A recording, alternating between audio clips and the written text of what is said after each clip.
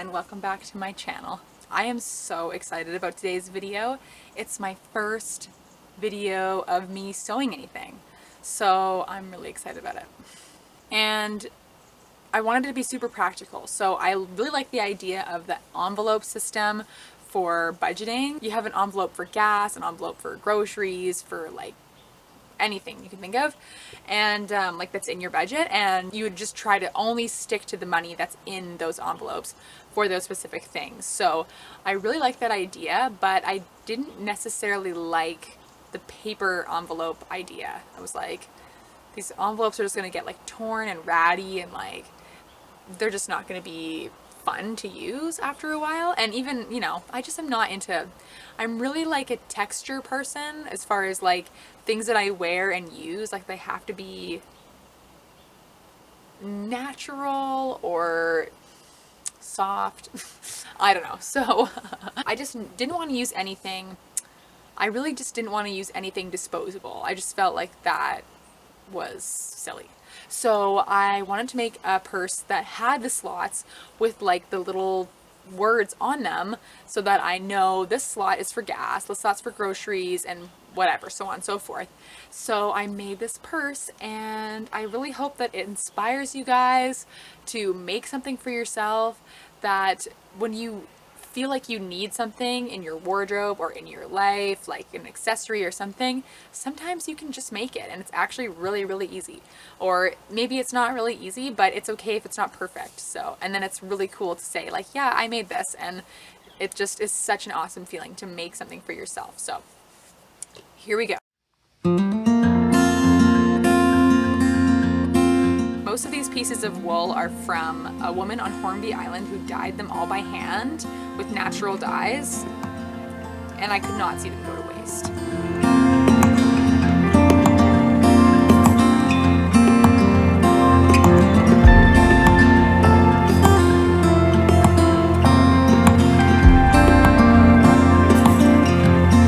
All of my thread and my notions and stuff are mostly from the thrift store. There's another department store in that's local to me that I got some of the zippers from, and the little D-ring.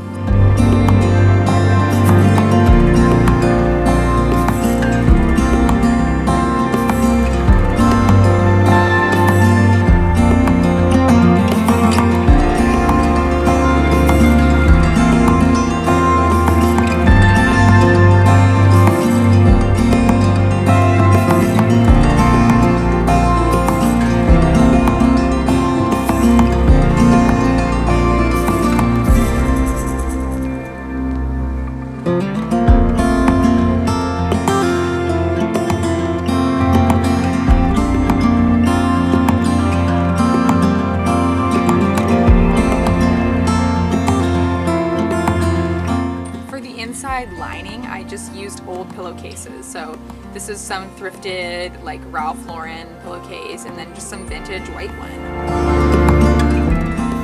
And then I got to work, and I could not wait until daylight. I normally don't have time when it's daylight to work on things like this, so I just threw on the dark crystal and started cutting and ironing and sewing.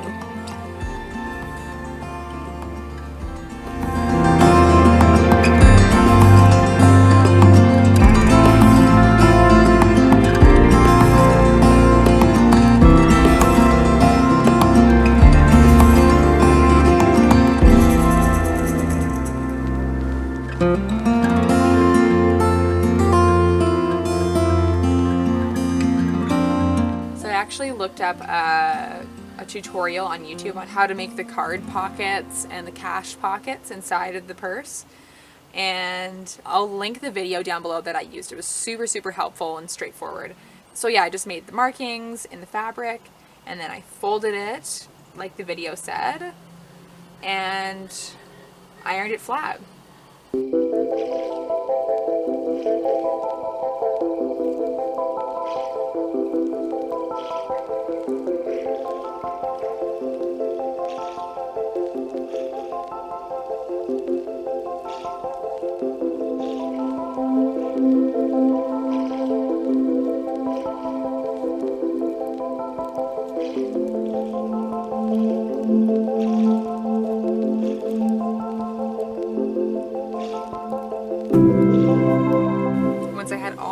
pieces, folded and ironed for the card and the cash pockets. I brought them to the machine and sewed them up.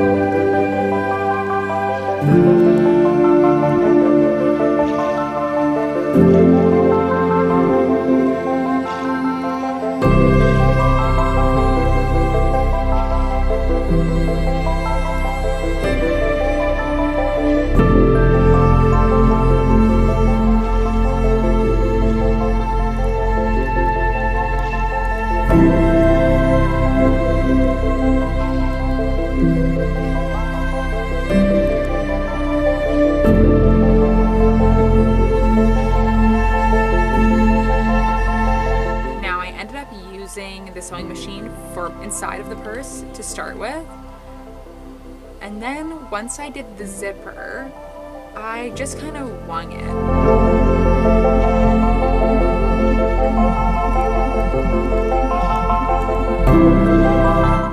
I didn't use a zipper foot. I just used my normal foot, and I thought that would be fine, but it actually wasn't.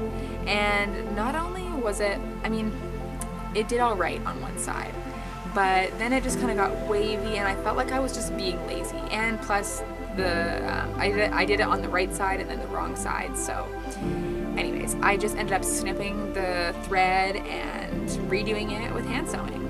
So this is like some wool embroidery string that I have. That's like a dark green color that I have been using for a lot of projects, and I feel like it looked a lot better after, a lot more me anyways.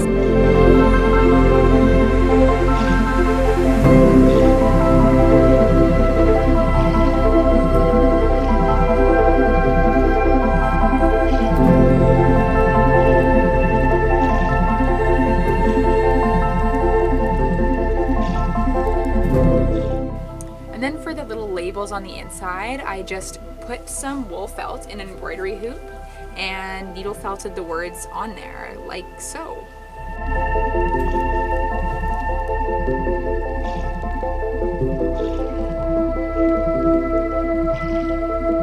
Once I was done needle felting them, I just went over them with embroidery, kind of as like a shadow for the lettering, so it looked a little bit 3D. And I had one label for grocery and one for gas. And one for treats, but I never ended up using that because I only sewed 2 pockets in the end.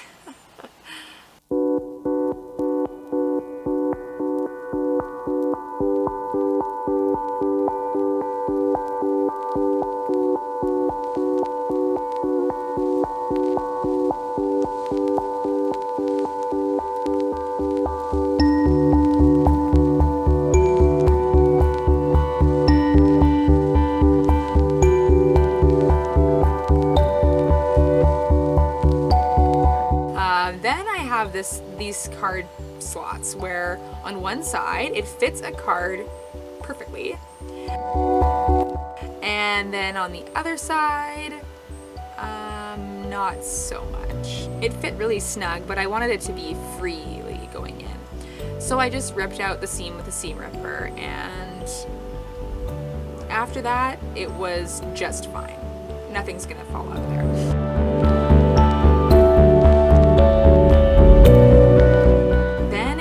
Sew the big zipper on that goes around the top.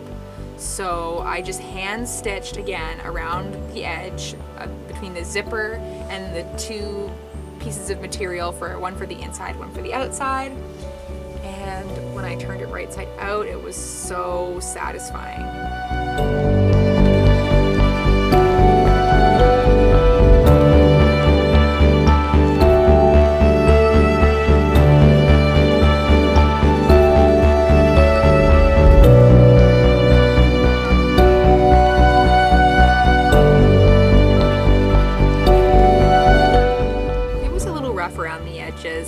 I don't mind. I think it still is very functional.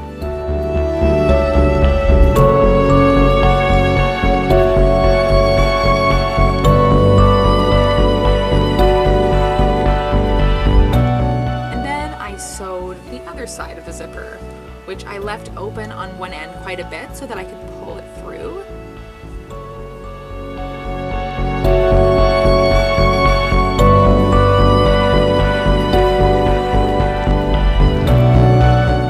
And again, I did the same thing, sandwiching the zipper between the two pieces of material, and yeah.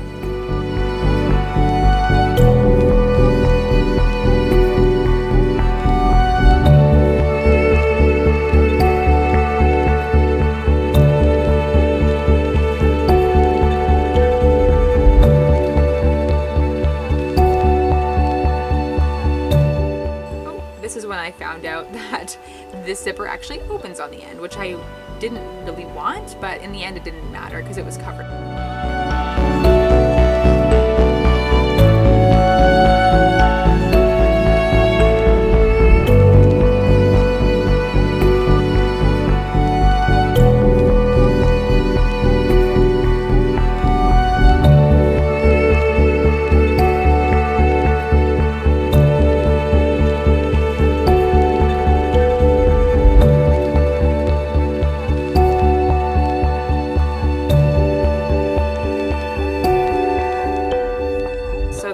Choosing a color or which colors to use for the straps. My plan is to wet felt them into long ropes. So I've got warm water here and I'm putting baby Castile soap, so unscented. Then I'm taking my strips of wool roving and just stretching them out a little bit so that they're longer and the fibers are a little looser, and getting them ready to felt in the warm soapy water.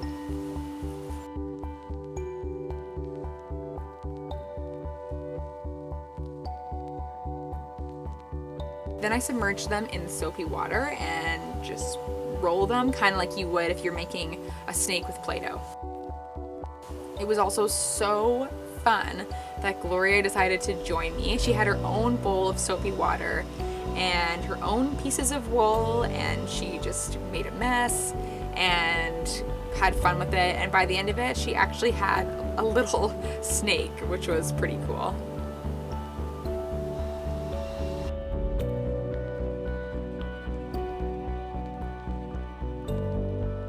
And she just went for it with so many colors. By the end of this, my bowl was full of all different colors of wool that she had just tried to felt and then kind of gave up on.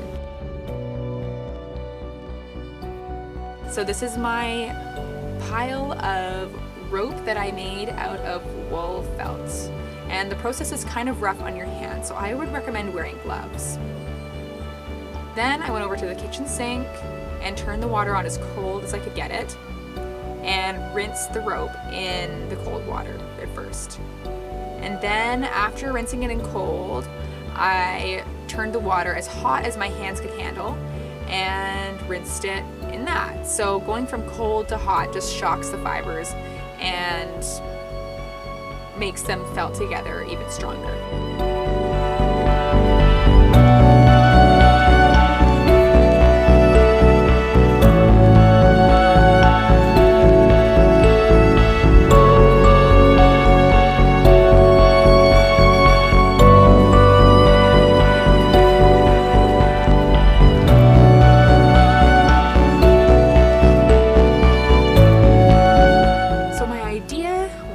To braid them together into a long strap that I would sew to both ends.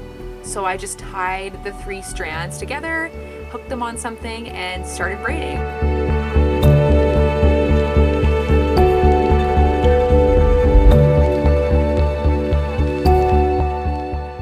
I eventually ran out of purple rope, so that I would just twist together the white or gray and the blue.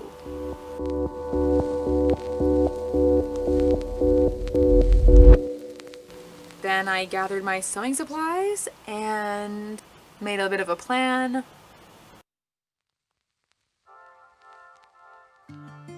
And there you have it. So on one side is the D-rings holding it so it's adjustable. So there's 2 D-rings, so I could pull the strap through and make it looser or tighter if I wanted to, and just tie it at the bottom. And the other side is actually sewn.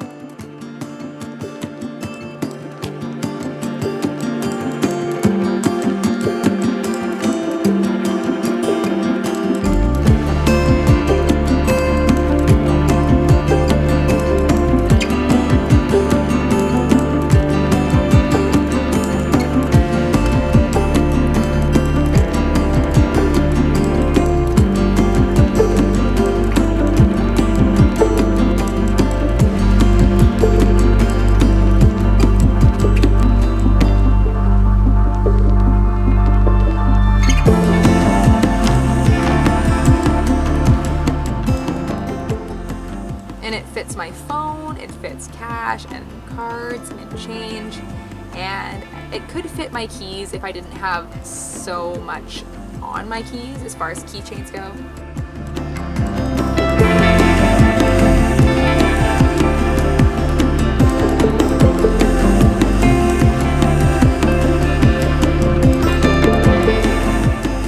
I really hope you guys enjoyed that and that you were inspired and have a little bit more faith in yourself that you can maybe make something like that. I really have no training or experience, and everything I learned was just through YouTube and the internet. And now I guess I've been wet felting and sewing for a few years, very amateurly, and like I said, self-taught, but it's fun to see myself progress and just to look back at projects that I've made in the past and be like, wow, I made that and now I can make this, and it's only gonna get better from here. So just be encouraged, put your phone down or turn your computer off and do something creative. Think about the project that you started working on forever ago and think about finishing it. And if that overwhelms you, then think about something else. Think about starting something new, or I don't know, just get creative and don't just fill yourself with inspiration and never do anything with it. Take care, you guys. I love you, and I'll see you in the next video.